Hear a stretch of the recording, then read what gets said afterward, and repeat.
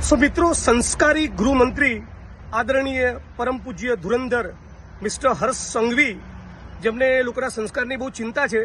હર્ષ સંઘવી ભાઈએ 2013માં એવું કૃત્ય કર્યું હતું કે એમની સામે મને મળેલી માહિતી પ્રમાણે સુરતના ઉમરા પોલીસ સ્ટેશનમાં એક ગુનો નોંધાય છે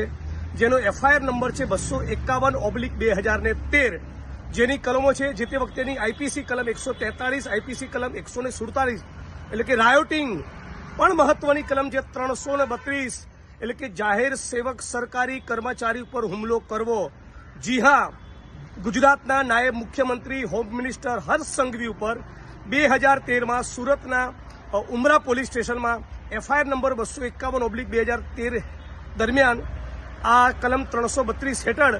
એક સરકારી કર્મચારી પર હુમલો કરવાનો ગુનો નોંધાયેલો। મારી શુદ્ધ જાણકારી મુજબ સબ્જેક્ટ ટુ કરેક્શન ભૂલ થતી હશે, હું જાહેરમાં સોરી કહીશ, પણ મારી શુદ્ધ જાણકારી પ્રમાણે જે જાહેર સેવક ઉપર હુમલાનો એમની ઉપર આરોપ હતો અને ગુનો દાખલ થયેલો એ પોતે પોલીસ સબ ઇન્સ્પેક્ટર હતા। ગુજરાતમાં ભારતીય જનતા પાર્ટીના માણસો જે પોલીસના મિત્રોને મારી સામે ઉશ્કેરી રહ્યા છે એ લોકો જાણે કે હર્ષ સંઘવી કેટલા સંસ્કારી છે, એમના સંસ્કાર કેટલા ઉજળા છે કે જાહેર સેવક પોલીસ કર્મીની ઉપર હુમલો કરવાનો આઈપીસીની કલમ 332 મુજબ એમની સામે ઉમરા પોલીસ સ્ટેશનમાં જે તે વખતે ગુનો દાખલ થયેલો અને પછી આગળ જતા તમે સમજી શકો છો કલમો નીકળી ગયેલી અને સાદી એકાદી કલમ કદાચ કોઈ બચી હતી અને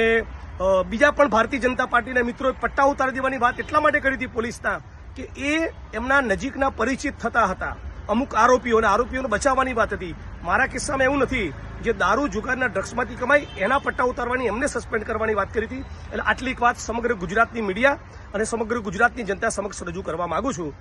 આશા રાખું છું કે આ વિડીયો સંસ્કારી મંત્રીને ખૂબ પસંદ આવશે।